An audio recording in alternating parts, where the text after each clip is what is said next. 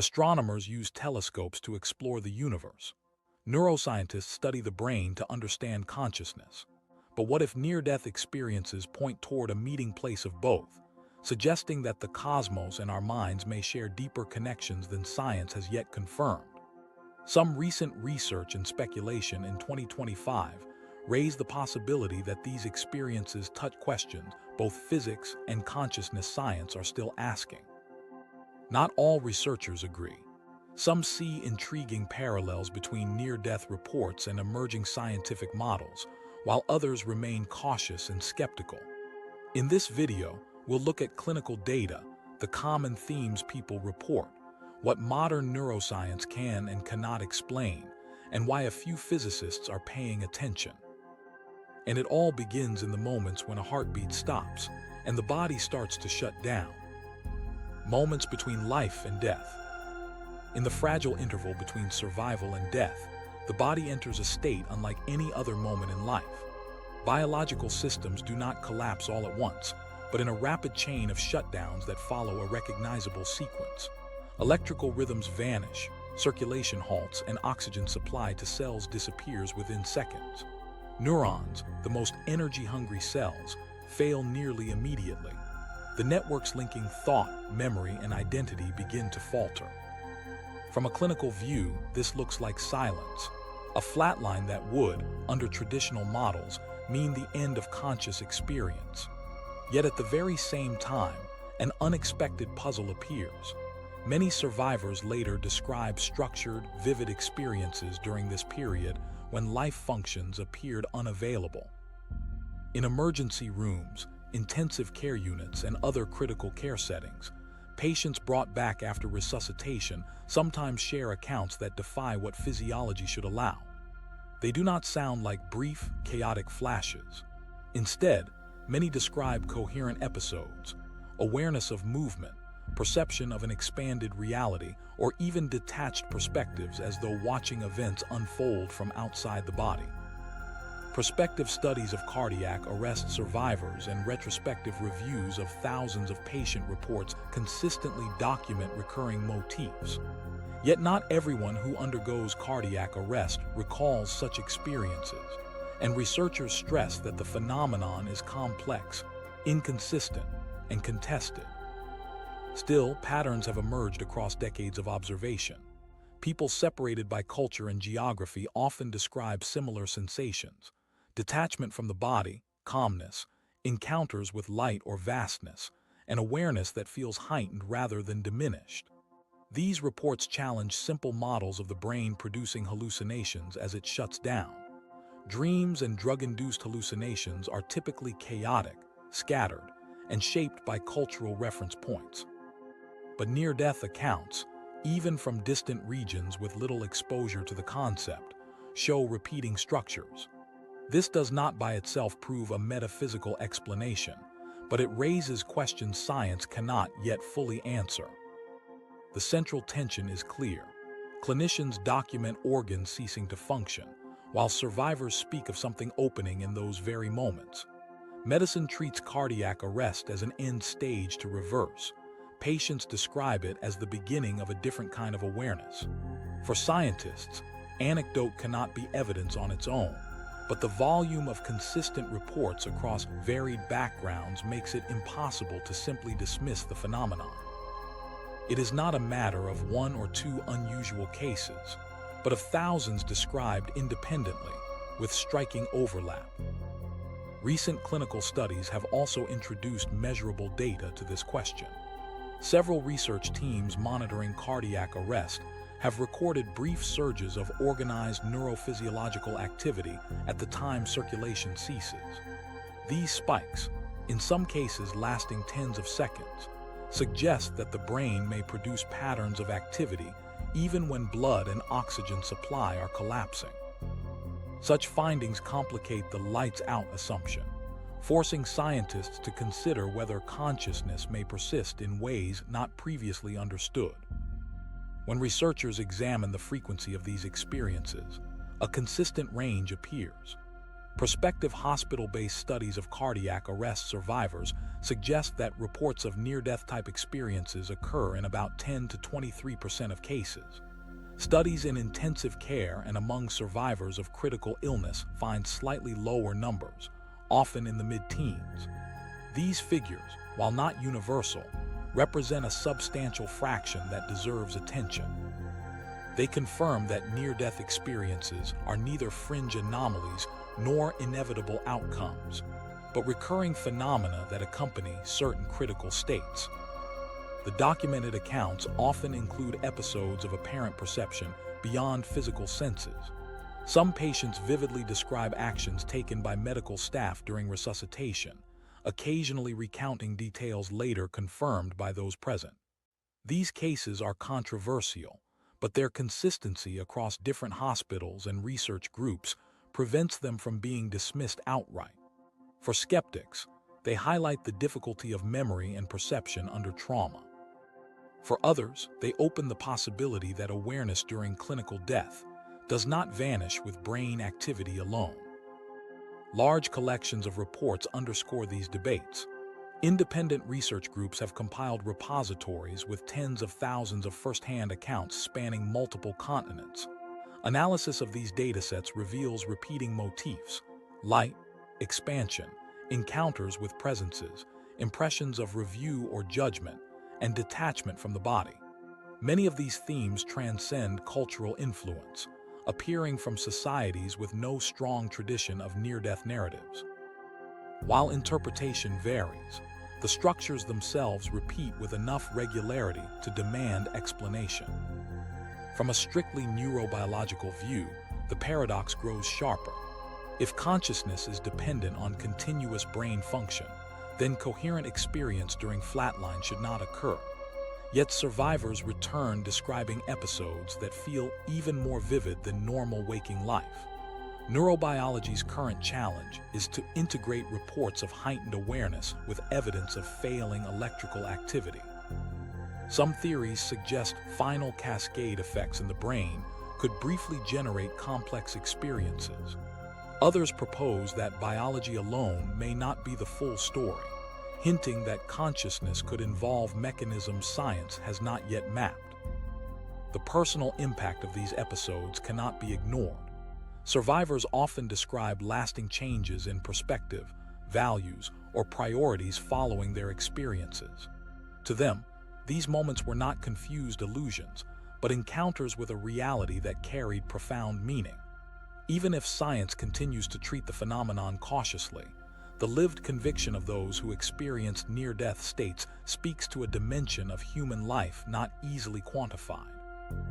As the clinical and anecdotal records accumulate, researchers across multiple fields are being prompted to reevaluate assumptions. Psychologists explore whether archetypal structures in the human mind could generate similar imagery under duress. Neuroscientists weigh evidence of transient neural surges against the persistence of ordered memories. Physicians document the challenge of treating patients whose reports blur the boundaries of biological shutdown. And philosophers consider whether near-death experiences point toward properties of consciousness that extend beyond reductionist models. What is clear for now is that these reports consistently highlight a frontier at the edge of life. Within the silence of the stopped heart, many survivors describe experiences not easily reduced to chaos or fading consciousness. Instead, they describe moments that feel structured, meaningful, and surprisingly consistent across populations. This raises one of the most striking questions science now faces.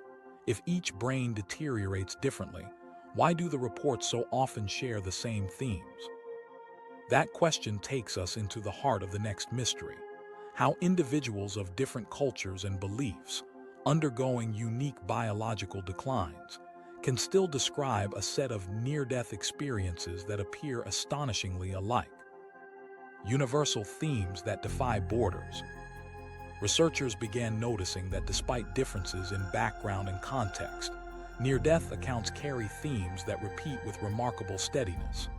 This raises the question of whether certain motifs, light, unity, and expansion, represent universal patterns within human consciousness, rather than random products of a failing brain.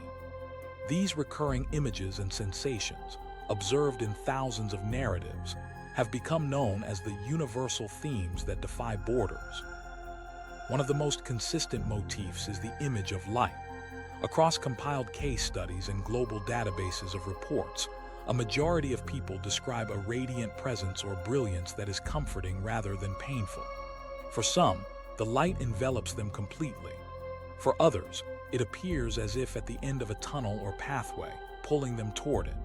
The descriptions often emphasize qualities of warmth, meaning, and an undeniable sense of presence. Phenomenological and comparative studies confirm that luminous encounters arise across religious and cultural contexts. In Christianity, the light is sometimes interpreted as divine. In Hinduism, it may be described in terms of deities. In Buddhist traditions, it can be framed as boundless awareness. Even among those with no religious background, the structural qualities of the experience remain steady: brilliance, presence, and expansion into something greater than ordinary perception. Another widely documented theme is unity, or the sense of merging with something beyond individual identity. Many survivors describe boundaries between self and environment dissolving. For some, this feels like becoming part of a vast consciousness. For others, it is subtler, an intuitive sense of everything being interconnected. Though cultural language varies, research notes that people consistently portray unity as more real than waking life, not as a dreamlike blur. Clinical databases and retrospective accounts confirm that this sense of expanded selfhood is among the most frequent features, alongside light and out-of-body experiences. Equally striking are the reports of entering immense cosmic spaces. Some describe star-filled expanses, others endless voids alive with presence, and some even moving through realms of energy. The imagery shifts depending on personal vocabulary, but the underlying experience, a sudden scale shift beyond the personal, appears stable. Scholars note similarities to the overview effect, described by astronauts seeing Earth framed against the vastness of space. They often report awe, a dissolving of boundaries, and deep feelings of planetary unity. Similarly, physicists encountering unexpected patterns in their data sometimes describe sensations of stepping briefly into a hidden order. These echoes across entirely different settings suggest that the sense of expansion may reflect a fundamental capacity of consciousness under certain conditions. The resemblance among these accounts encouraged researchers to consider whether the patterns are archetypal, a set of experiences rooted in human psychology or perhaps in something deeper. Archetypes are not random but structured motifs appearing across cultures and history. In the context of near-death experiences, light, unity, and vast expansion act as repeatable patterns that cut across time and geography. Phenomenological reviews confirm that while interpretive layers vary by belief system, the core features remain remarkably consistent. Culture shapes the narrative details, but the skeleton of the experience holds steady: light, out-of-body awareness, unity, and in some cases a life review. Not all explanations turn to archetypes, however. Some neuroscientists emphasize physiological models. One influential line of research links near-death features to REM intrusion, instances when features of vivid dream states intrude into waking consciousness. Studies have shown that people who report near-death experiences are more likely to display REM-related traits such as out-of-body sensations or vivid imagery. This hypothesis suggests that certain brain mechanisms could predispose individuals to structured experiences during extreme stress. That does not account for every element described, but it highlights a plausible biological route for features like floating above the body or entering vivid dreamlike environments. Within large case collections, frequency patterns highlight a striking consistency. Light, unity, and expansive space repeatedly appear as the most durable motifs. Other features, such as landscapes, encounters with beings, or life reviews, vary more widely depending on culture and expectation. In some traditions, people meet familiar religious figures during their experiences, while in secular contexts they might describe presences without defined form. Comparative reviews emphasize that the interpretive layer rests on cultural familiarity, but underneath, the experiential elements point in similar directions. If the shutdown of a brain were simply the random static of dying neurons, then the reports should be chaotic and unpredictable. Yet what emerges are structured, repeatable experiences described as clearer than ordinary reality. A growing number of scientists suggest this tension cannot be ignored. Either the brain under crisis generates patterned experiences through mechanisms not yet fully understood, or consciousness is revealing some shared layer beyond biology. The debate turns on whether these motifs are biological archetypes playing out within neural activity, or glimpses of something not contained within individual minds at all. What makes these themes important is not only what they reveal about dying, but also what they suggest about living. If the most critical thresholds bring forth visions of unity and connectedness, it may reflect a potential embedded in all human consciousness. Just as astronauts and scientists describe awe when confronting vastness or hidden order, patients nearing death describe similar revelations in personal terms. Light, unity, and expansion seem to appear at the points where ordinary boundaries collapse, whether physical, psychological, or existential. Taken together, the case databases and comparative reviews provide robust documentation that near-death experiences are not random or culturally invented fictions. Instead, they contain a small set of motifs that recur with surprising stability. Light, out-of-body awareness, unity, expansion, and occasionally life review form the backbone of the reports, while interpretation overlays them. The presence of such regularity across traditions and geographies suggests that, whatever their root cause, these are not isolated fantasy episodes, but tap into foundational aspects of human experience. For researchers, the question is whether current models of the brain are capable of explaining these patterns. If neurological collapse simply generated random noise, the consistency would be hard to account for. Yet attributing it solely to something beyond biology also raises challenges. This is where the debate now stands, between archetype and mechanism, between psychology and physiology. As scientists examine these recurring features, they confront the persistent gap between the structured clarity people describe and the expected chaos of a faltering brain. That gap has become the next major puzzle, driving new research into how the brain behaves in the boundary state between life and death. The neuroscience puzzle. For scientists, this is where the unresolved puzzle of the brain comes into focus. Neuroscience finds itself confronted by data that do not sit easily with its established models. For decades, the common assumption was straightforward. Near-death experiences arise from misfiring neurons when oxygen levels drop.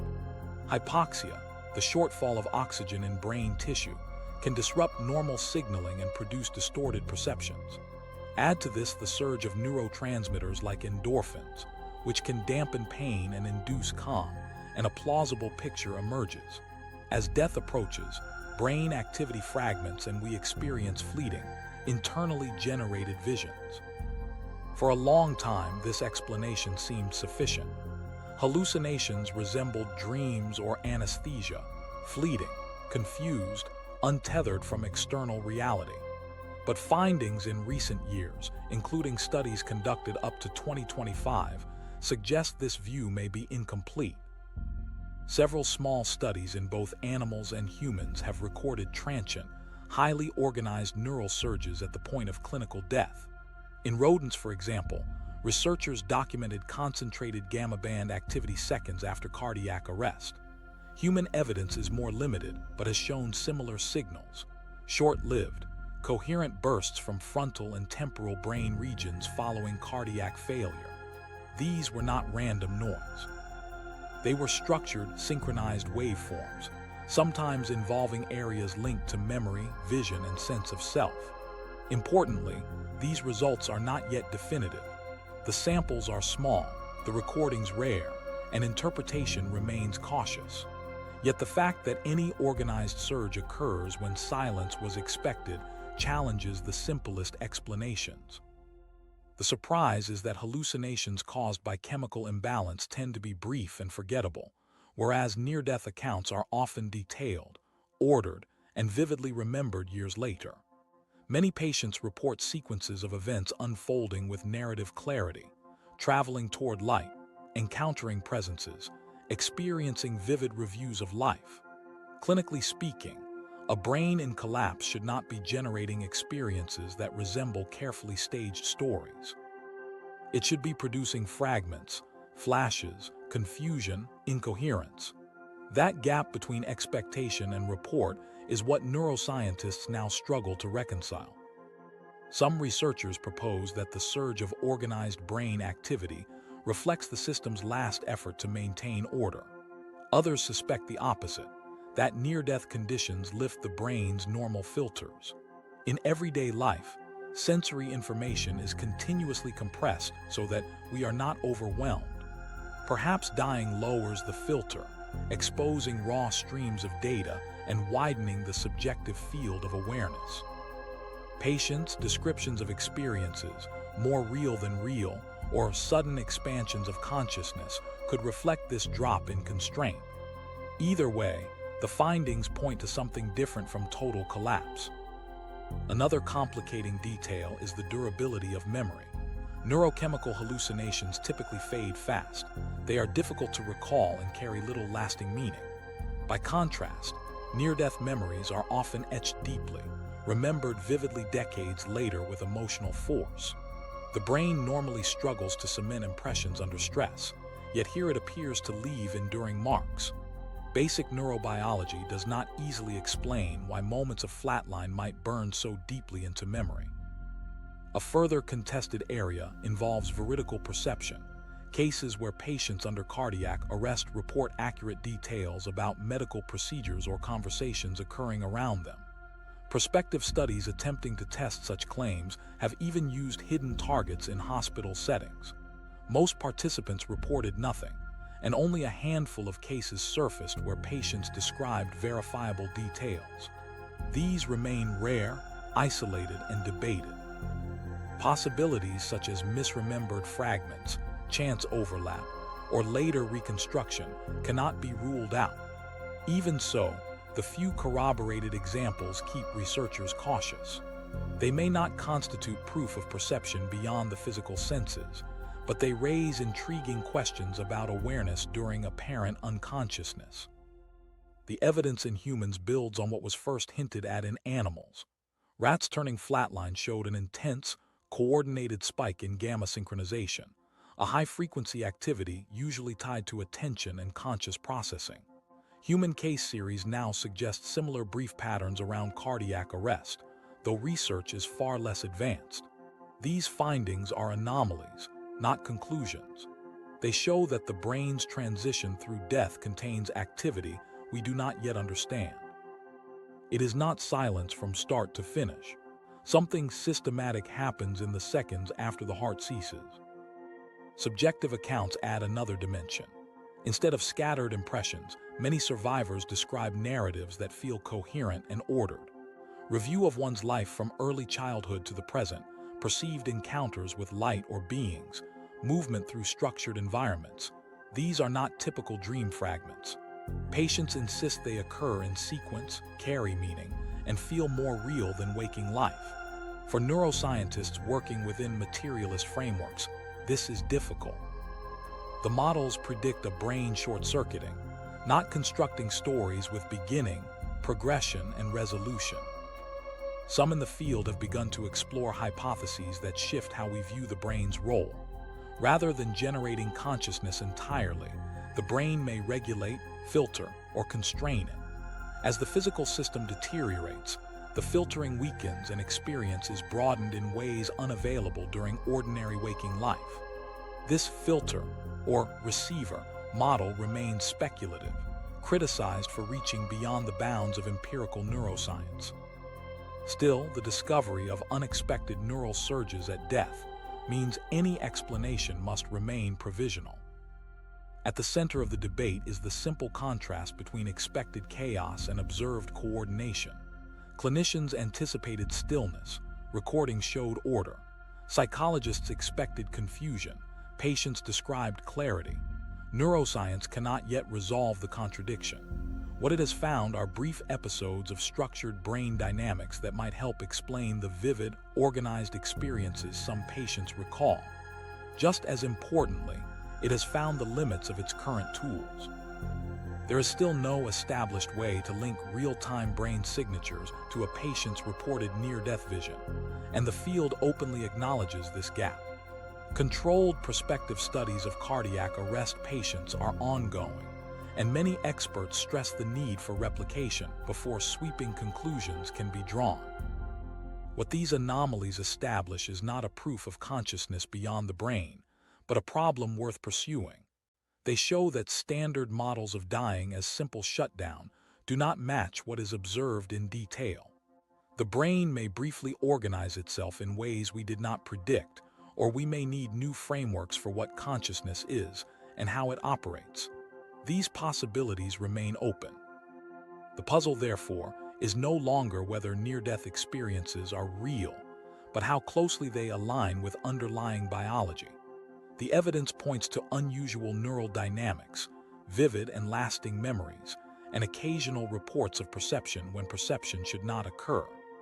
Each of these features pushes the discussion further from easy dismissal, placing the phenomenon within the boundaries of real scientific inquiry. As debates continue in neuroscience, other fields have begun to take notice. The persistence of structured experience where none should exist has drawn unlikely participants into the conversation. Physicists, usually occupied with quantum particles and cosmological models, now find themselves drawn into questions once seen as strictly medical. Their theories raise an even bolder possibility, that the brain's anomalies may point to links between consciousness and the fundamental fabric of reality itself. Quantum theories of consciousness. Few anticipated that physicists, trained to focus on particles and quantum fields, would find themselves drawn into discussions about near-death experiences. Yet in recent years, some theoretical researchers have paid attention to consistent patterns seen in patient reports. It isn't the narrative detail that interests them, but the striking regularity, visions of light, dissolving boundaries, and a sense of interconnectedness. For scientists already grappling with quantum mechanics, where phenomena defy ordinary assumptions about distance and time, such patterns suggest possible parallels worth examining.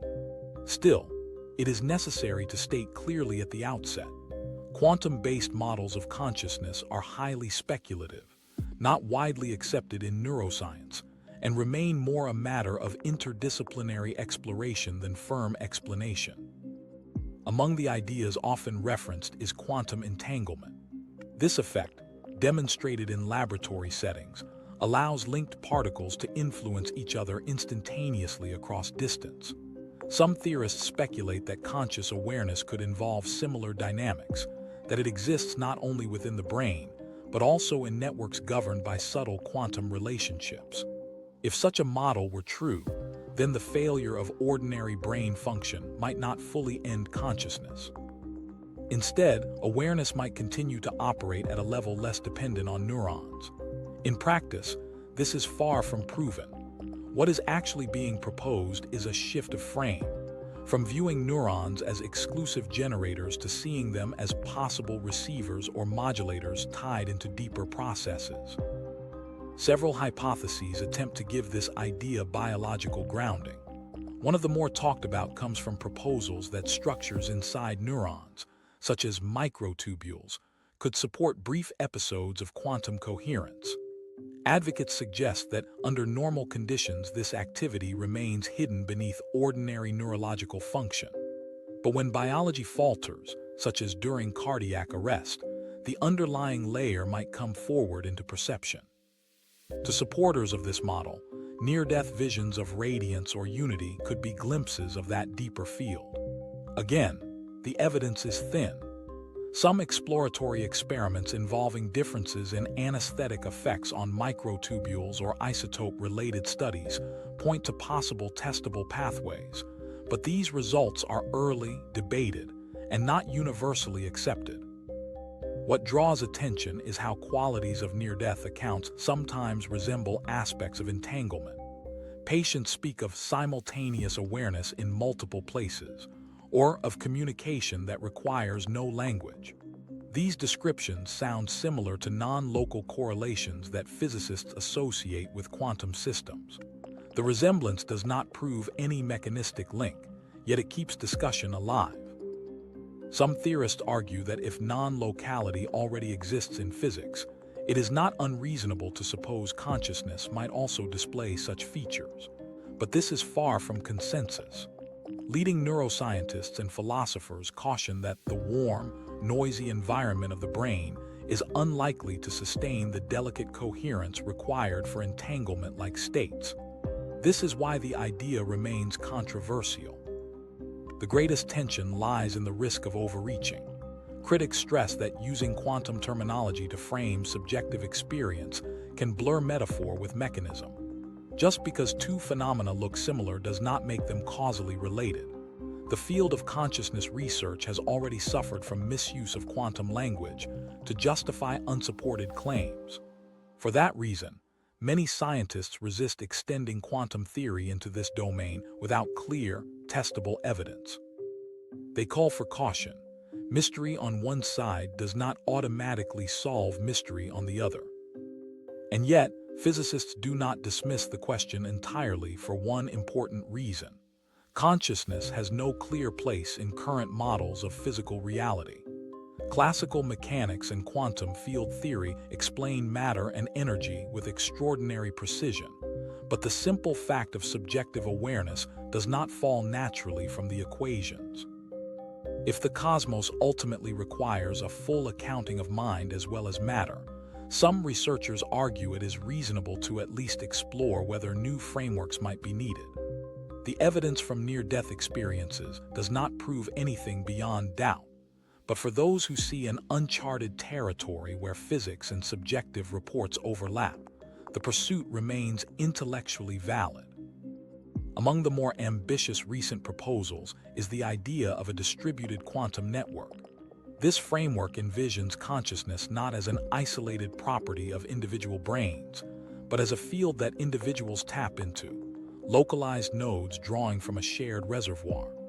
According to this hypothesis, near-death states loosen the biological filters that normally constrain access, briefly immersing the individual in the network itself. The frequent reports of boundless unity, instantaneous knowledge, and expansion beyond the body could then be seen as natural expressions of direct contact with that system. While such ideas appeal to those seeking convergence between physics and experience, critics argue they still rest on analogy and lack demonstrable measurements. The debate remains unresolved.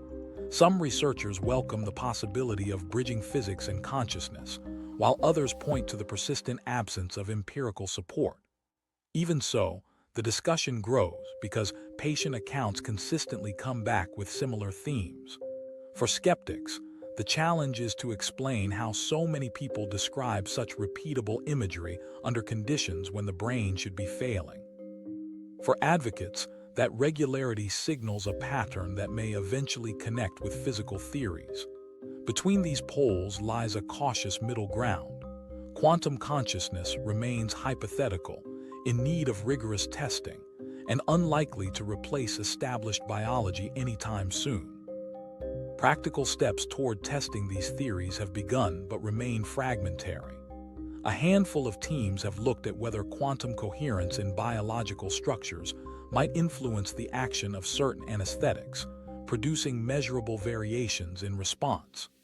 Others have speculated about indirect tests through isotope substitution or computational modeling of microtubule behavior. None of these efforts yet delivers the conclusive proof needed, but they keep the door open for experimental approaches. For critics, the very difficulty of obtaining empirical access underscores why the idea must be treated as provisional. For proponents, even small hints of testability mark important progress, suggesting that consciousness might eventually be investigated with tools normally reserved for physics. From the standpoint of lived experience, what makes these suggestions compelling is how closely they echo what survivors actually describe. Instead of incoherent visions, patients describe ordered, luminous events, communication without sound, and a strong sense of being immersed in a larger reality. These themes resemble the properties that theorists attempt to model with quantum terms. While similarity is not itself evidence, the overlap explains why interdisciplinary conversations continue despite resistance. By positioning near-death experiences within discussions of quantum models, the main takeaway is not that physics has answered the riddle of consciousness. Rather, it is that these reports highlight gaps in current models that remain unresolved. Whether quantum mechanics eventually offers a solution, or whether consciousness requires an entirely different approach, remains open. What can be said is that some of the most unexpected voices in science now treat these experiences as data points too consistent to ignore. As with all extraordinary proposals, time and evidence will decide whether they stand. For now, they remain speculative avenues, not mainstream consensus. And while quantum theories of consciousness may or may not provide the ultimate explanation, the steady recurrence of certain images within near-death accounts continues to press scientists to re-examine what awareness can mean at the threshold of life. These recurring images prepare the ground for the next layer of inquiry, where one particular motif stands out with remarkable regularity in patient narratives, an encounter that, for many, becomes the defining symbol of their experience. From darkness to cosmic light. When people recount what they experienced as life slipped away, one image stands out from nearly all others. They speak of moving through darkness, sometimes a tunnel, and emerging into a brilliance so encompassing it feels infinite. Some describe it as a presence without form, others as a radiant horizon beyond which everything changes. The details vary, but the underlying shape remains steady, the passage from shadow into overwhelming light. This transition is so frequently reported that researchers have long treated it as a central motif of the near-death record. Large case collections and phenomenological studies consistently highlight luminous encounters as one of the most commonly reported features. Instead of scattered anecdotes, there are now thousands of accounts across countries and cultures pointing to the same theme. Some survivors describe the light drawing them forward, others say it surrounded them completely, and still others recall reaching a clear boundary, a curtain, a threshold, a horizon, defined by radiance on the other side. The variety of imagery does not weaken the pattern, it strengthens it, showing how strongly the motif of illumination recurs even across very different backgrounds. Why this imagery arises poses a serious challenge for science. From a biological perspective, people undergoing oxygen loss should report chaotic visions, not convergent narratives. Yet convergence is exactly what we see. Possible mechanisms do exist. Retinal ischemia could cause flashes in the visual field, or cortical disinhibition during oxygen deprivation might release bursts of activity that feel like light. Neurotransmitters released during trauma might also add a wash of brightness or altered sensation. These are plausible ideas, but they struggle to account for what patients actually describe. The key contrast is simple. While sensory explanations like retinal ischemia or cortical firing can produce fleeting brightness, the NDE light is often recalled as organized, purposeful, and emotionally profound. Survivors insist it felt more real than real, a presence that welcomed or drew them onward. Retinal flashes appear as sparks or scattering images. The near-death light appears structured, directional, and filled with meaning. That contradiction pushes research into new territory. Researchers often boil the puzzle down into two essential points. First, physiological mechanisms can explain aspects of the experience. Oxygen deprivation, neurotransmitter release, and retinal abnormalities are all capable of producing visual changes. Second, these physiological accounts do not fully explain the consistent sequence, the sense of order, or the powerful long-term memory of the light. Because of this, investigators continue to question whether biology alone provides the full story. A typical survivor description illustrates the complexity. One individual recalled moving through complete darkness, then perceiving a small point of light ahead. The point grew as they approached, until it was no longer just visual but something they felt wrapping around them: warmth, intelligence, and acceptance all at once. Later, they remembered every detail decades afterward with clarity. For neuroscientists, this is difficult to collapse into a simple retinal flash. For the individual, that memory became a permanent reference point, more defining than most events of their life. The personal impact is what stands out most. Many survivors describe the light as the turning point of their experience. Some say it carried knowledge or conveyed reassurance. Others say they felt known completely, without judgment, and accepted in full. Those with religious traditions often interpret the light as God, angels, or divine radiance. Those without such beliefs describe it instead as an expanded consciousness, or an intelligence unlike anything previously imagined. The framing changes, but the structure remains steady: darkness replaced by luminous presence that feels deeply personal. One striking aspect is that fear rarely appears in these descriptions. Instead of terror or chaos, common to hallucinations or trauma, the light is most often linked with calmness and completion. Patients report familiarity, even recognition. Psychologists studying these narratives note how these qualities separate the near-death light from experiences produced by drugs or oxygen loss. The latter tend to be confusing, fragmented, and often unpleasant. The near-death light is coherent, deeply meaningful, and almost always remembered as transformative. Another element that surprises researchers is durability. Memories of anesthesia or dreams often fade within months.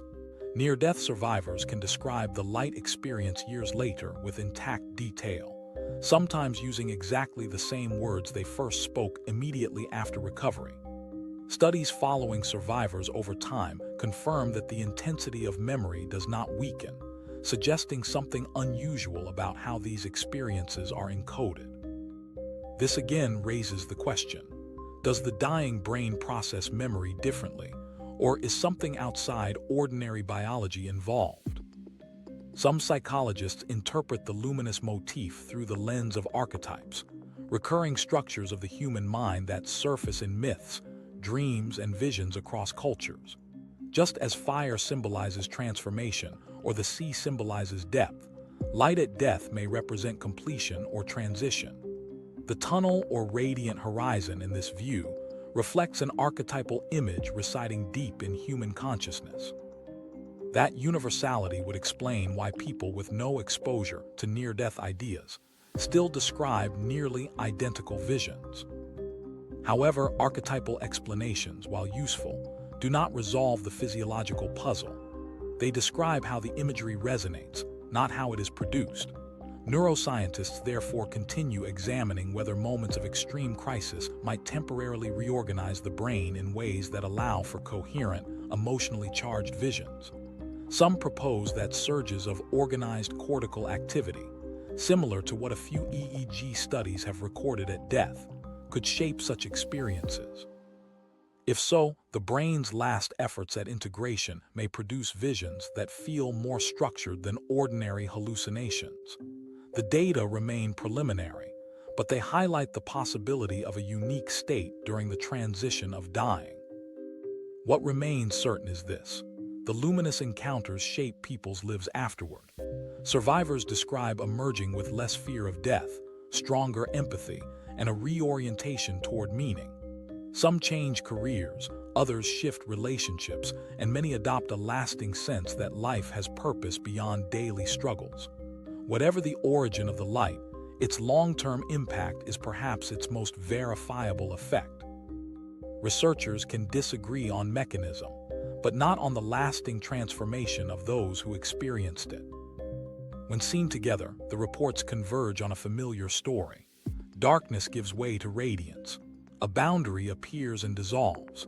Light becomes presence, and presence becomes the heart of the journey. Science can propose plausible explanations, yet the ordered, emotionally charged, and deeply memorable qualities of the experience remain difficult to fit within those models. This tension keeps the light at the center of near-death studies, both as evidence and as unanswered question.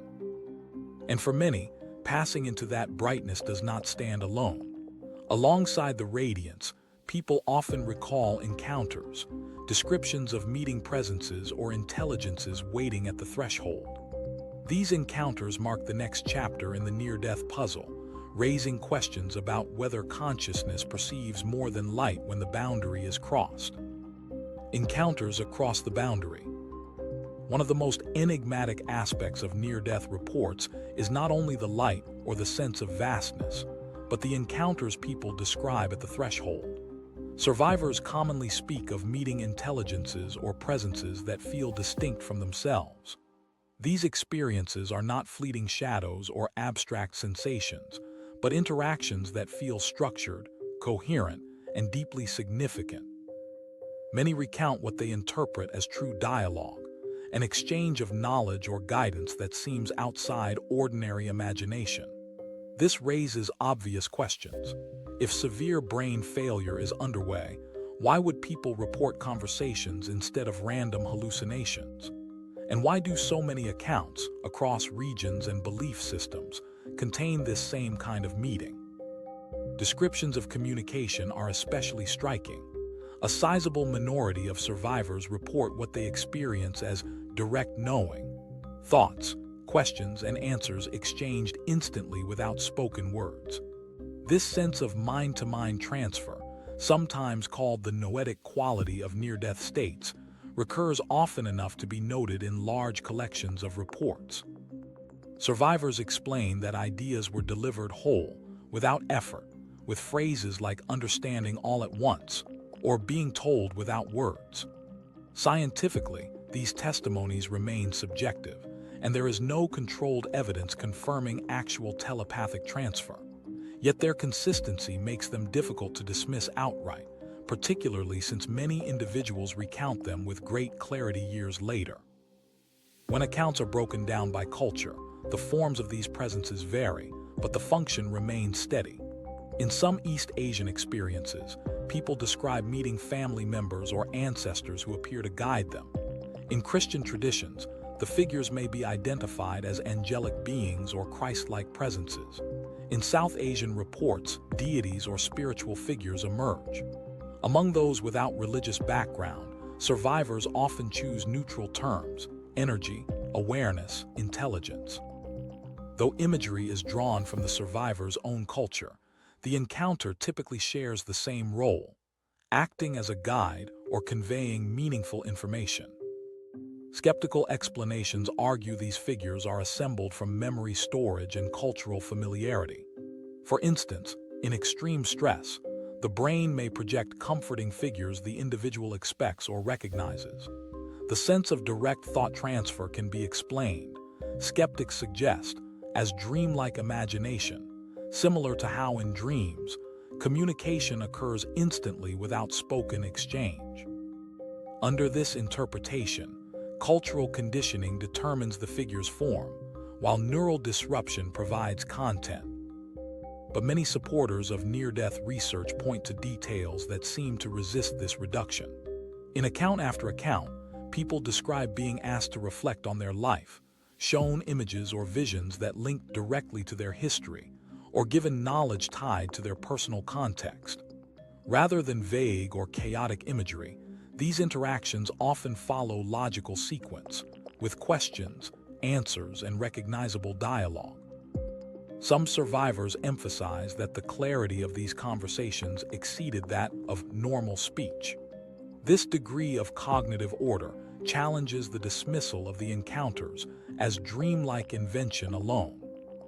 Comparative studies of case collections highlight that despite differences in cultural context, a common template emerges. Surface imagery may be Christian, Hindu, secular, or ancestral, but the underlying pattern is consistent: apparent communication with an intelligent other. This universality echoes broader findings in near-death research, where the interpretive lens shifts, but the core structure stays steady.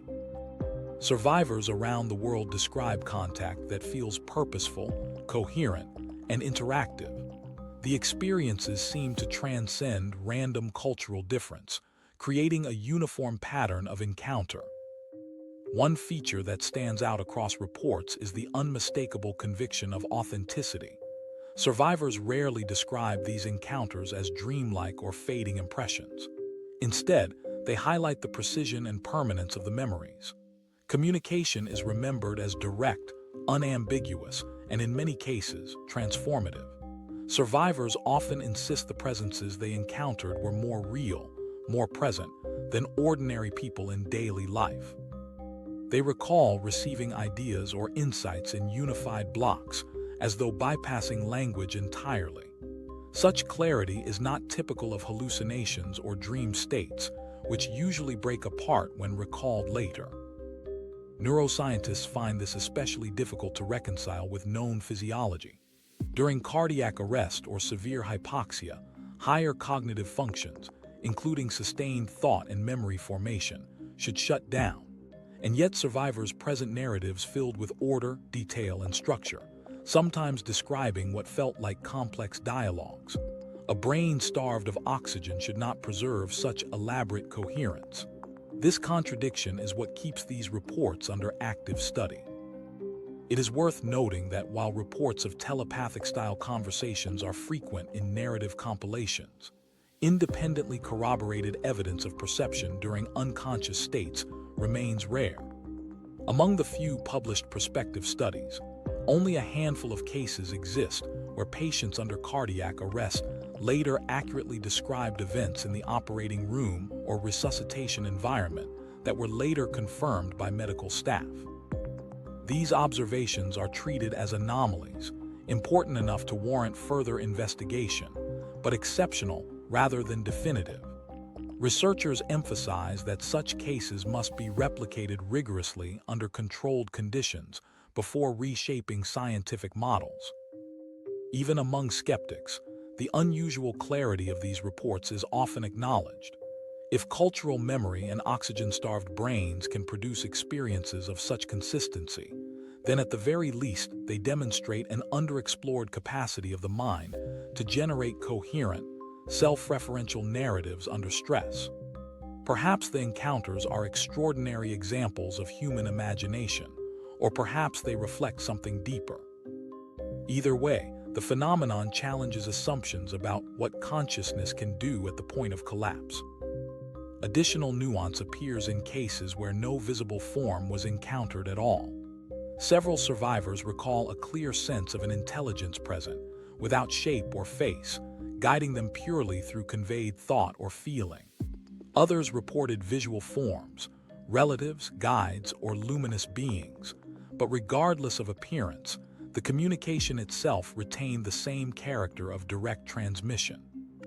This suggests that the important feature is not the visual content, but the perception of connection with another mind. The effects of these encounters on survivors are far-reaching. Many describe them as turning points, moments in which they felt fully seen, accepted, and recognized beyond judgment. For some, the experience reshaped their outlook permanently, leading to greater empathy, loss of fear of death, or profound change in values. Survivors often hold these communications as more meaningful than anything in waking life, interpreting them as genuine contact with a larger intelligence, divine, ancestral, or universal. To researchers, the meaning remains open. On one side, the encounters might represent the brain interpreting its own decline through archetypal narratives, projecting personified guides and dialogues as comforting structures. On the other, they might indicate consciousness extending into interaction beyond biological function. Neither explanation fully accounts for the consistency, detail, and intensity described. What is clear is that these experiences resist being reduced to randomness or noise. The persistence of guided encounters and reports of direct thought transfer continues to challenge a purely neurological framework. At the same time, the contested nature of the evidence, especially the rarity of independently verified cases, prevents these reports from being accepted as proof of consciousness beyond the brain. This is why researchers emphasize cautious interpretation. They recognize the compelling nature of the testimonies, but do not consider them empirically conclusive. Ultimately, the accounts highlight an unsolved tension: subjective conviction on one side, scientific skepticism on the other. For many survivors, these moments stand among the most real and defining of their lives. For science, they remain puzzles that demand closer testing. These contested reports are why the scientific community remains divided, and why rigorous prospective investigations are considered essential going forward. Scientific debate and pushback. Skeptics often begin with three central explanations for near-death experiences. First, the physiological account that oxygen loss and neuronal stress create hallucinations. Second, the pharmacology model, where sedatives, anesthetics, or painkillers given during resuscitation induce altered states. And third, the cultural expectation model, where reports are seen as products of media influence or belief systems. Each framework portrays NDEs as artifacts of biology or imagination, rather than indicators of consciousness beyond the brain. The physiological argument is long-standing. In this view, hypoxia disrupts neural activity, producing sparks and disorganized images in the visual cortex. People may then experience bright lights, tunnel vision, or fragmented sensations that are later reinterpreted as profound. Critics argue that the body in crisis is primed to generate unstable perceptions, and nothing more extraordinary is needed to explain the reports. Yet research now complicates that explanation. Several small studies recording brain activity during cardiac arrest have discovered transient, highly synchronized bursts of gamma oscillations in both animals and humans. These are precisely the frequency ranges often linked to conscious awareness. While not proof of sustained perception or memory, such anomalies suggest that neural activity in dying brains may be far more structured than previously assumed. This makes simple comparisons to fading hallucinations harder to defend. Pharmacology, the second skeptical account, points out that resuscitation almost always involves drug administration. Anesthetics can induce dreamlike states. Ketamine and related compounds are known to produce floating sensations and visions of light, paralleling common NDE features. Sedatives may distort time, sound, or memory. Skeptics argue that these pharmacological effects are enough to shape what patients later recall. There is truth to this, but counterpoints emerge as well. Reports collected from instances outside the hospital, such as drowning survivors or individuals revived without major drug intervention, display many of the same themes. Moreover, NDE accounts often feature coherent narratives remembered vividly decades later, whereas drug-induced hallucinations tend to fragment or fade once the chemical clears. That split between durability and transience complicates the explanation that medications alone are responsible. The cultural expectation argument highlights how recurring symbols, such as tunnels, lights, or presences, already circulate publicly. Global media makes it plausible for people to internalize these templates unconsciously. Critics argue that when resuscitated, survivors may reconstruct events using ready-made imagery they have absorbed. Yet large case databases show the imagery emerging even in individuals without prior exposure, and across societies with no strong traditions of NDE stories. Children too young to have absorbed cultural narratives sometimes describe similar lights and encounters. The repetition of motifs across such boundaries suggests influences beyond cultural priming. Anthropologists studying these reports emphasize that while belief systems can shape interpretation, whether it is labeled as an ancestor, angel, or energy, the underlying structure of the experience is too consistent globally to be dismissed as simple suggestion. Beyond these three positions lies a smaller but sharp debate about veridical perception. The most striking claims involve people reporting accurate details of their surroundings while showing flatline or suppressed brain states. A handful of prospective studies placed concealed visual targets above hospital beds to test whether out-of-body accounts could be confirmed. Results have been mixed. Most patients recalled nothing relevant. A few provided descriptions that were partially suggestive, and one or two cases offered detailed matches later verified by staff. These rare reports are provocative but not conclusive. Researchers stress that while they remain anomalies worth investigating, no study has yet demonstrated proof of perception during complete brain silence. At best, the controlled cases raise questions that current neurological models struggle to answer, but they do not settle the issue. This unsettled middle ground explains why the debate remains polarized. Critics insisting on caution argue that a field built on anecdote risks undermining scientific credibility. They emphasize that no experiment to date demonstrates definitively that awareness continues beyond measurable brain activity. Supporters point to the recurring themes, the small but suggestive corroborations, and the existence of physiological anomalies as reasons not to dismiss the phenomenon out of hand. Both insist on different standards.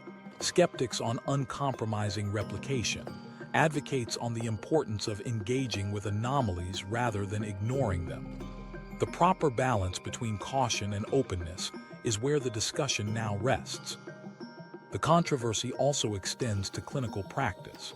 Physicians are trained to stabilize patients, not to explore the phenomenology of their experiences. Yet survivors often emerge with powerful memories that shape their lives.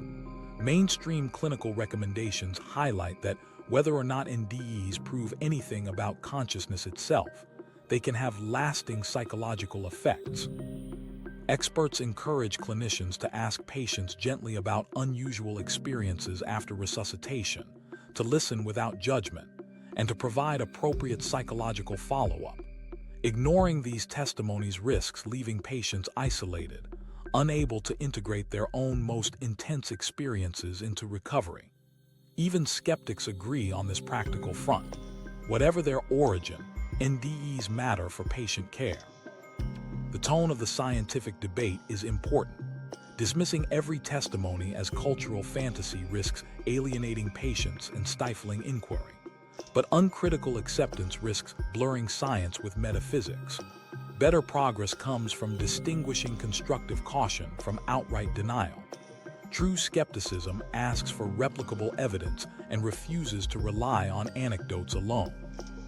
Constructive openness insists that persistent anomalies must not be erased simply because they challenge current models. Together, these complementary stances shape healthier research. The academic dispute reflects broader questions about how science should handle phenomena that defy simple models. Physiology explains much of what occurs near death, but the subjective accounts leave recurring details that hard biology does not fully resolve. If consciousness is entirely brain-based, then the anomalies must be folded into known mechanisms eventually. If they cannot be explained, pressure mounts for new frameworks. The tension draws in neuroscientists, psychologists, and even physicists, ensuring the conversation will not end soon. What seems firmly established is this: near-death experiences themselves are neither imaginary nor fabricated. Patients describe them in detail, retain those memories with unusual clarity, and often change their lives because of them. The debate is not about whether such experiences occur. They clearly do. The real question is what, if anything, they imply about consciousness and its relationship to the brain. For now, the argument continues at the edge of evidence, with each new study adding nuance but no final conclusion. As the scientific controversy deepens, another dimension takes shape outside laboratories and hospitals. Beyond the push and pull of data and interpretation lies the impact these experiences leave behind. Whatever their cause, survivors must navigate the return to ordinary life carrying memories of light, encounters, and revelations that feel permanent. The question then becomes how such experiences reshape identity and values once people come back. What unfolds after that moment is where the near-death story moves next. Transforming lives after NDEs. What happens after a near-death experience often defines its long-term significance. Medical teams may restart the body, but the person who returns frequently describes feeling like someone different from before. What lasts is not just memory of an event, but a reorientation that shapes how they approach life, relationships, and mortality itself. Researchers studying these aftereffects have documented a striking level of consistency. Large retrospective studies report that most experiencers describe lasting changes.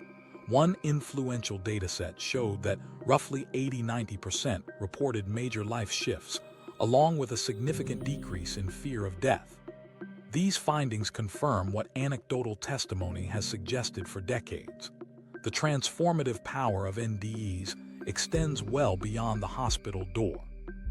One of the most widely reported changes is a dramatic reduction in death anxiety. For most people, mortality is a core source of fear that influences religious practices, cultural rituals, and even unconscious behavior. Yet survivors of near-death episodes often return without that dread. Accounts repeatedly note that death is no longer viewed as an end point, but as part of a larger process. In some cases, it is more than just the absence of fear. It is a newfound calm, even curiosity about dying. Researchers point out that this outcome is among the most stable and commonly described, appearing across demographic groups and cultural backgrounds. The sense that death is not something to resist, but rather an inevitable passage, stands among the most enduring aftereffects. With fear diminished, the sense of purpose intensifies. People frequently describe emerging from the experience with clear conviction about what matters. Some shift focus to deepening relationships with family and community. Others leave old careers to pursue service-oriented work such as counseling, teaching, or medicine. Still others engage in volunteer efforts or creative expression to capture insights from what they experienced. These changes are not brief adjustments made in the months after crisis. Participants often report continuing to prioritize meaning over material rewards for years, or even decades. Long-term studies reinforce this, showing that a consistent pattern of reoriented goals is widely shared among survivors. Empathy is another feature that increases significantly after NDEs.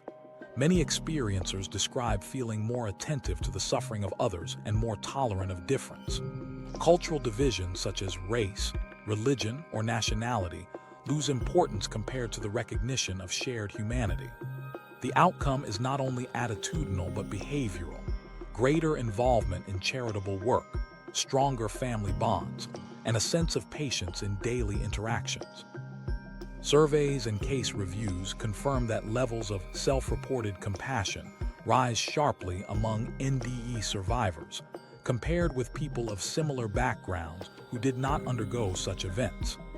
These descriptions suggest that the empathy shift reflects genuine change, not just hopeful storytelling. Some survivors report that empathy extends beyond human relationships to include a felt connection with nature, animals, and even the universe itself. They describe themselves less as isolated individuals and more as parts of an interconnected system. This is often framed in metaphoric or spiritual terms, but the effect is practical: living with heightened environmental awareness, self-understanding as part of a community of life, and a less instrumental view of the natural world. Anthropologists and psychologists studying NDE reports highlight this as an especially unusual transformation. Even people without prior spiritual traditions often emerge with a broadened orientation toward the cosmos, finding meaning in the universe itself and perceiving it as active rather than indifferent. None of these transformations are without difficulty. Research also documents integration struggles. A significant number of survivors report that sharing their experiences leads to skepticism or dismissal from family and colleagues, causing isolation. Others struggle with losing enthusiasm for routine tasks. After episodes of unity or expanded consciousness, ordinary obligations such as commuting, paperwork, or workplace politics can feel trivial or alien. This mismatch between their inner transformation and the unchanging structures of daily life creates tension. In some cases, survivors experience depression or anxiety as they attempt to reconcile what they saw with their previous identity and social roles. These struggles illustrate an essential point. NDEs are disruptive events, and even powerful positive changes may carry costs. Family dynamics often reflect these complexities. Some families embrace the survivor's new outlook, finding renewed closeness through shared reflection on mortality. Others resist or dismiss the changes, creating distance. The transformations can strengthen or fracture relationships depending on how communities respond. Researchers distinguish this as an important feature of the phenomenon. The aftereffects are not uniformly easy or positive. They require adaptation on the part of both the survivor and those around them. Career changes reinforce the depth of transformation. A substantial portion of experiencers abandon work they no longer see as meaningful. Some move directly into helping professions, while others commit to creative projects informed by their experiences. A person who once built a career in finance might leave to become a counselor or hospice volunteer. These radical lifestyle changes underscore that NDEs do not simply adjust attitudes, they can restructure entire life paths. Another consistent report centers on the perception of time. Survivors often describe becoming more deliberate in the way they live, giving greater weight to each day and each relationship. Many report that during the near-death experience, conventional time dissolved or felt irrelevant. Returning to ordinary time consciousness left them with an intensified awareness of how fleeting life is.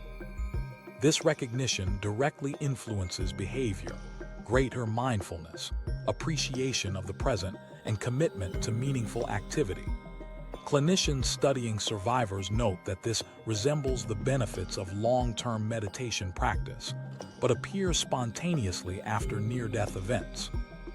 A subtler but equally telling shift comes in the form of ethical reorientation.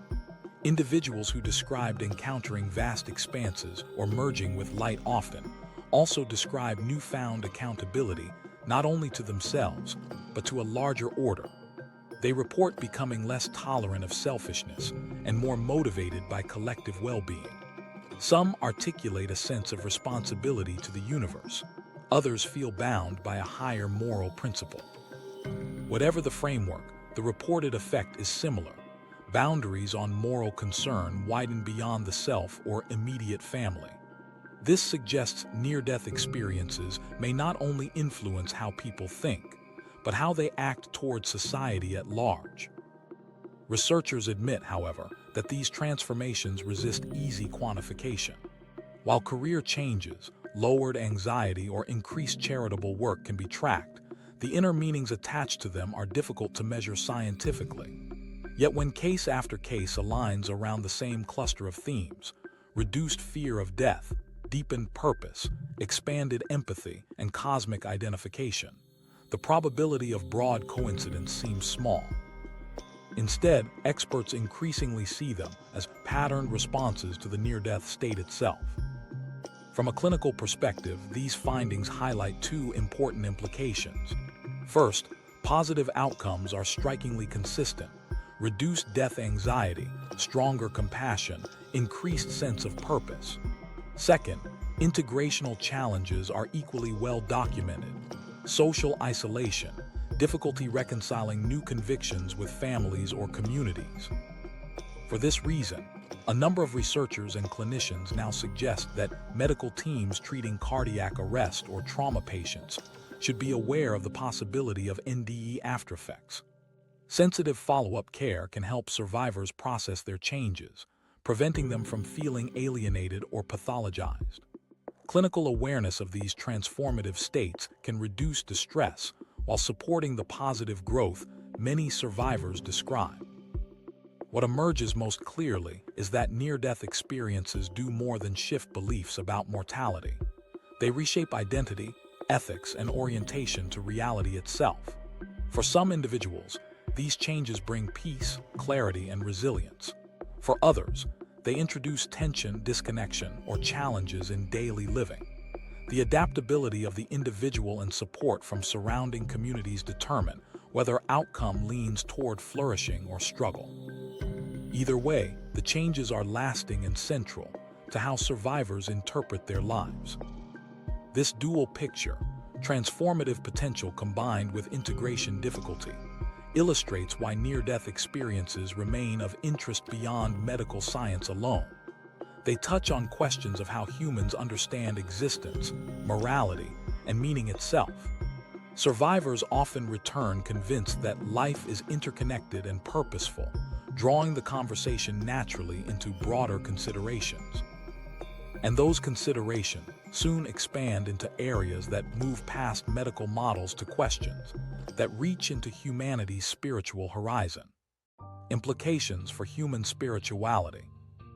What near-death experiences raise most sharply is a question that extends beyond physiology or neurology.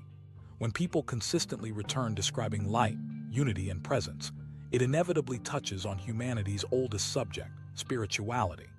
The accounts line up not only as medical puzzles, but as experiences that shape how people imagine their place in the universe. For thousands of years, cultures have preserved beliefs about afterlives and other realms, woven into religion and myth. What stands out now is that many of today's testimonies come not from scripture, but from ordinary patients who nearly died.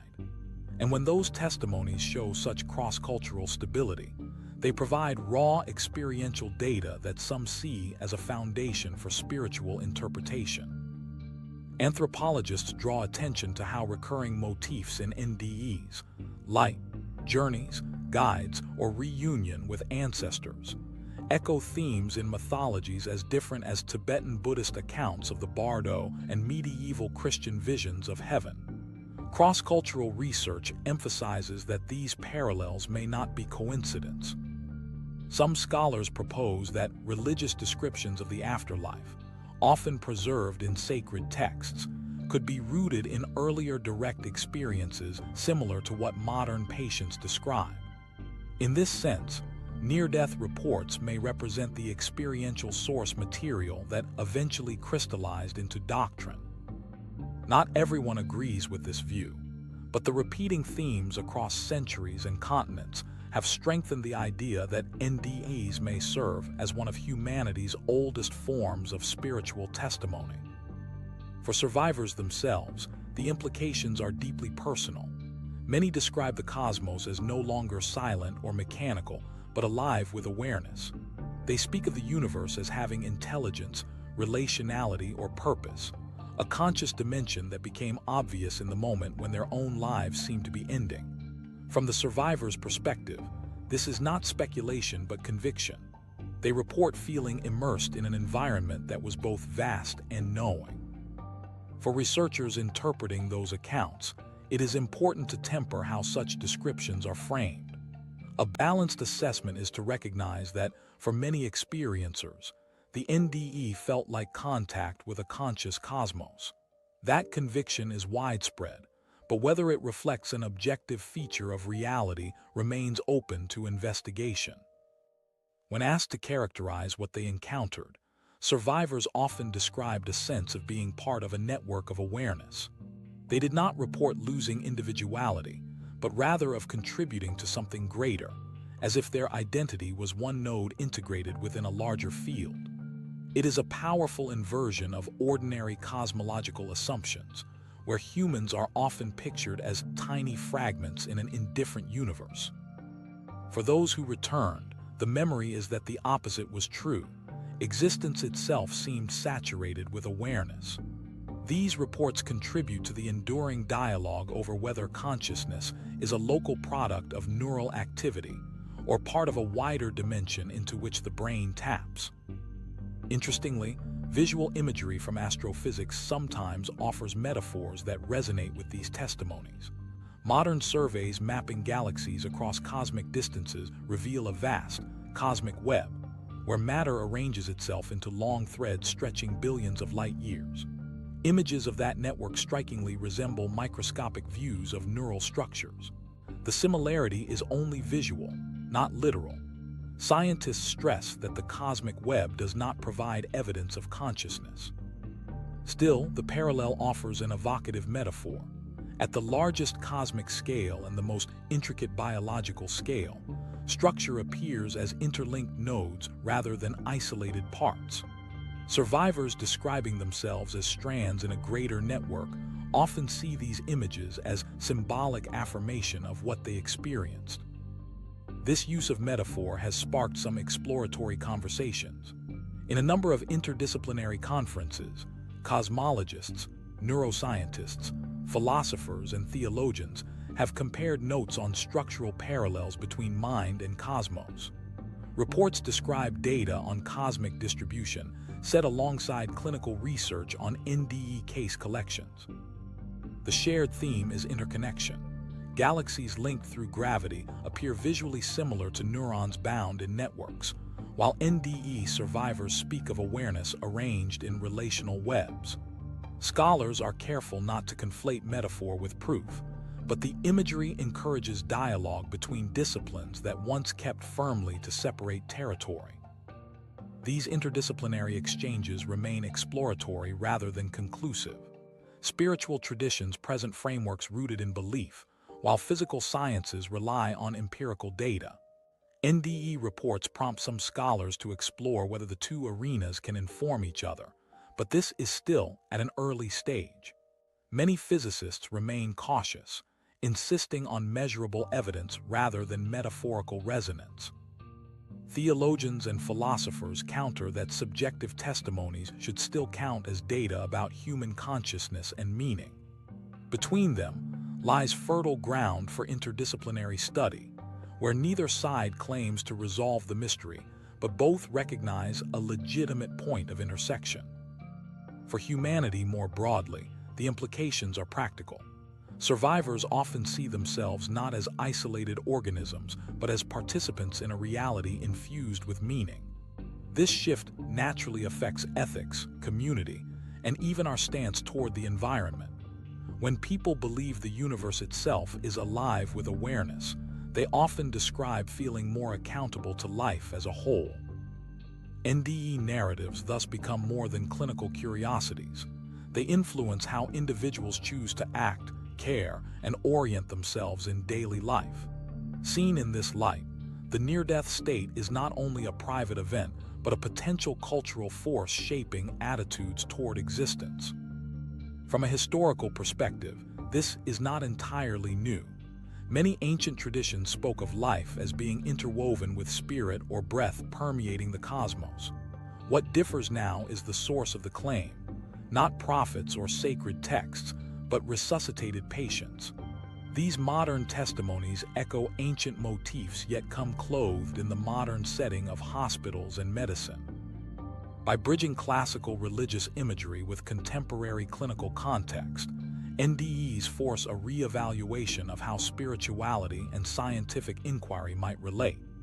They show that even when stripped of cultural overlay, humans still report experiences that suggest transcendence and connection. Another important implication is epistemic.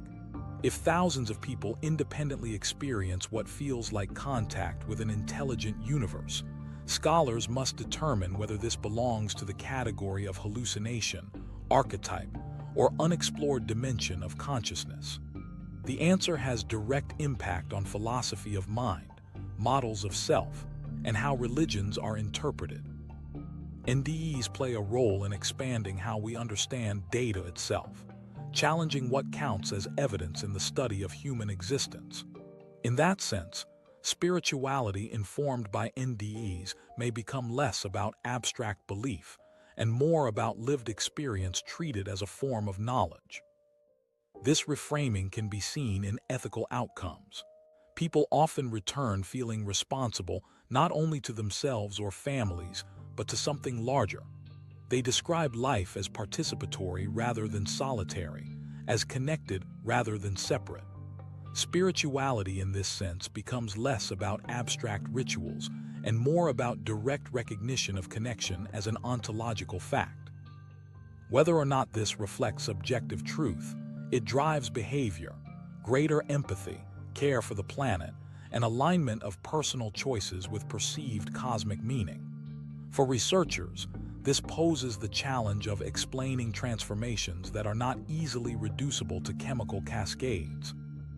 The theological implications vary depending on framework. Some Christian scholars interpret NDE reports of light and presence as experiential confirmation of divine encounter. Hindu interpreters frame the visions as glimpses of the self's participation in ultimate reality. Secular philosophers describe them as evidence of the mind's archetypal propensity to generate images of wholeness during existential crisis. What unites these interpretations is the recognition that NDEs have spiritual force, shaping people's existential outlooks regardless of doctrinal labeling. It is important, however, to distinguish conviction from conclusion. Survivors may describe what felt like merging with a conscious cosmos, yet science cannot confirm that interpretation. What researchers can confirm is that the subjective conviction is consistent, powerful, and long-lasting. This makes NDEs unique as a crossroad between measurable biology and personal spirituality. They demand both respect for lived reality and restraint in overextending claims. Scholars note that acknowledging the testimony's significance need not entail accepting its cosmic interpretation as external fact. Taken together, these implications suggest a rebalancing. Spirituality informed by NDEs does not abolish science, but challenges it to consider whether subjective experiences have structural parallels worth attention. Likewise, religion influenced by these testimonies gains a reminder that lived human encounters often shape doctrine more than doctrine shapes encounters.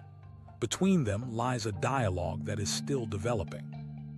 Whether this dialogue one day converges into a shared framework or remains parallel tracks is uncertain. What is certain is that near-death reports continue to pressure both sides of the discussion to expand their boundaries. The broader implication is therefore not final answers but widening questions. What is the scope of human consciousness, and how much of reality does it perceive? For many survivors, the answer is that consciousness extends far beyond personal identity into a domain that feels universal. For science, the challenge is to test those claims without reducing them away or accepting them uncritically. Whether viewed as archetype, spiritual testimony, or unexplored dimension of mind, NDEs add weight to the possibility that existence itself may carry layers not yet accounted for in current models. As this conversation spreads, it prepares the ground for the next stage. If near-death accounts are forcing science and spirituality into dialogue, the crucial question becomes how future research will engage this frontier. The focus moves from past testimony toward real-time exploration, how new tools, studies, and missions might begin testing consciousness at the edge of life. The implications for humanity could extend even further, opening possibilities not just for how we understand death, but how we understand life itself. The cosmic conversation ahead. The shift now underway is less about reflecting on what has already been told and more about what lies ahead. The central question turns toward how near-death experiences can be studied as they unfold, not only as memories shared afterward. For much of history, accounts came only from survivors trying to describe what happened in moments when medical instruments had already fallen silent. That reliance on testimony raised doubts, leaving science unable to capture the phenomenon in real time. This limitation is beginning to change. Prospective studies and improved monitoring in cardiac arrest and intensive care units are actively being pursued to capture awareness and neural markers second by second during resuscitation. These efforts could provide the most direct tests, yet of whether consciousness persists beyond conditions where current models say it should vanish. One of the most urgent lines of inquiry concerns timing. Traditional neuroscience has long assumed that the cessation of brain waves marks the immediate end of perception. Yet recent findings, brief, highly structured surges of organized EEG activity in both humans and animals after cardiac arrest, complicate that timeline. Researchers now seek greater precision. How long do these bursts last? Which neural networks participate? And at which points might coherent memory form? These are empirical questions. Upcoming studies are designed to distinguish between fading noise and ordered processing that could leave lasting impressions. If clear evidence shows that patients form memory during periods once regarded as incompatible with awareness, then the fundamental model of consciousness will require revision. This approach also signals a methodological shift in clinical research. Earlier work focused heavily on retrospective interviews, collected long after recovery. Moving forward, systematic post-resuscitation protocols are being put into place. Some clinical trials now recommend structured follow-ups using validated scales, such as the Near-Death Experience Content (NDEs) scale and the Grayson NDE scale, to ensure consistency across cases. By combining precise neural monitoring with standardized patient interviews, researchers hope to produce datasets that are not only larger but also more reliable. This is an important move away from anecdote toward a body of evidence that medicine and neuroscience can assess with seriousness. The potential implications extend far beyond the hospital. If consciousness can persist during flatline, definitions of life and death themselves may need adjustment. For centuries, physicians determined death by checking a heartbeat or breathing. Advances in intensive care have already complicated that demarcation, allowing resuscitation after prolonged cardiac arrest. Mapping consciousness into this space raises new ethical challenges. Questions of when a patient should be considered gone, or how long attempts at revival should continue, may gain new urgency. If minds remain active even briefly after flatline, then the boundary between life and death will need not only medical but philosophical reassessment. The research agenda also opens onto the larger universe. Currently, the search for extraterrestrial life focuses on chemical signatures, liquid water, stable atmospheres, or organic molecules. But should NDE research support the idea that awareness is not fully dependent on biological machinery, then the criteria for life may need reconsideration. Consciousness could exist in forms not anchored to DNA, potentially woven into the structures of matter and energy that dominate the cosmos. The thought remains speculative, yet the very fact that it arises from clinical studies shows how much broader the conversation has become. Science that begins in the rhythms of a cardiac arrest bed may ultimately touch questions once considered firmly within philosophy or theology. Astrophysicists studying the large-scale structure of the universe occasionally note parallels to reports of unity and light. Surveys vividly map galaxies stretched across vast filaments, forming a cosmic web that resembles neural networks. Patients describing their awareness as boundless, luminous, and connected cannot be equated directly to those maps, but the symbolic resonance is powerful. Just as dark matter and dark energy remain central features of cosmology despite being unseen, reports of consciousness persisting at death suggest that awareness itself might be another currently invisible dimension of reality. Though speculative, these parallels underscore how NDE research opens bridges into questions of fundamental structure on both the smallest and largest scales. The conversation does not remain confined to cosmology. Religious and spiritual traditions of nearly every culture have long suggested that consciousness continues beyond bodily death. If modern equipment documents structured perception occurring during medical states, once considered incompatible with awareness, then empirical evidence may push science and spirituality into closer dialogue. Faith may encounter data that appear to support its claims, while science may be forced to widen its frameworks. Still, this convergence must be handled carefully. Mixing empirical studies with metaphysical interpretation carries risks, and many researchers caution that maintaining clear distinctions is essential for credibility. Despite these cautions, the cross-pollination is undeniably underway. Near-death research now appears in respected scientific forums, and interdisciplinary collaborations bring neuroscientists, physicists, and philosophers into the same conversations. A generation ago, these discussions were confined to niche publications or anecdotal circles. Today, emerging findings reach major conferences, reflecting growing willingness to take the anomalies seriously. This signals a cultural shift as well, one where the boundaries between science, spirituality, and philosophy grow thinner, centered around the question of what consciousness actually is. Ethical implications accompany each advance. If structured awareness during dying is confirmed, then hospitals, hospices, and counselors will need to integrate this understanding into their care for patients and families. End-of-life practices could adapt, not to impose interpretive frameworks, but to acknowledge that these states are real experiences shaping those who encounter them. The practical stakes are clear. If these findings are confirmed, they could reshape end-of-life care and bereavement support, and so ethical frameworks must guide the research. At the human level, the experiences themselves remain the anchor. Survivors describe journeys, encounters, and transformations that alter how they live. Families confront testimonies that may reshape their own views of life and death. Medical staff witness patients who return not only with stabilized pulses, but with stories that resist reduction to chemical noise. The research ahead must balance scientific rigor with this lived reality, taking seriously both the measurements recorded in monitors and the reports spoken by survivors. The horizon, therefore, brings both opportunity and responsibility. Prospective studies will probe timelines.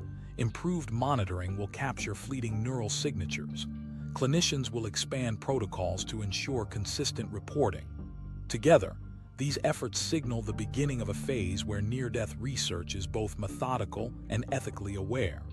For the first time, science may hold the tools to confront the question directly, rather than only through testimony after the fact. The next few years of carefully designed research will be decisive. If you find this as compelling as we do, you may want to follow the data as it emerges. The broader conversation that NDEs spark reaches into physics, spirituality, ethics, and medicine, but its center is remarkably human. The undeniable persistence of people describing light, unity, and awareness at a threshold where silence was expected. Whether these accounts point to brain-based processes or to consciousness tied to larger realities is still unknown. What is certain is that they are beginning to change how researchers and communities approach death, and by extension, how they approach life. And it is here that the subject turns most directly to meaning. All evidence points toward a deepening dialogue between lived experience and systematic investigation. This dialogue, still in early stages, will shape what comes next. It opens the possibility that near-death experiences, beyond their mystery, may signal truths about human existence that we are only beginning to recognize. With that possibility ahead, the narrative pivots to what these accounts might imply about our own place in reality, and why they continue to matter so much. Near-death experiences raise profound questions about the nature of consciousness and whether awareness is bound only to the brain. They are not definitive proof of a conscious universe, but they open lines of inquiry suggesting that our understanding of mind, life, and death is still incomplete. The accounts point toward patterns worth serious scientific study, while the mystery itself remains unresolved. The most balanced perspective is this: the evidence invites open-minded curiosity, grounded in careful research. If these stories made you think differently, let us know. What idea or moment surprised you most? Like this video if you found it meaningful, subscribe for future explorations of science and the cosmos, and share your thoughts in the comments below.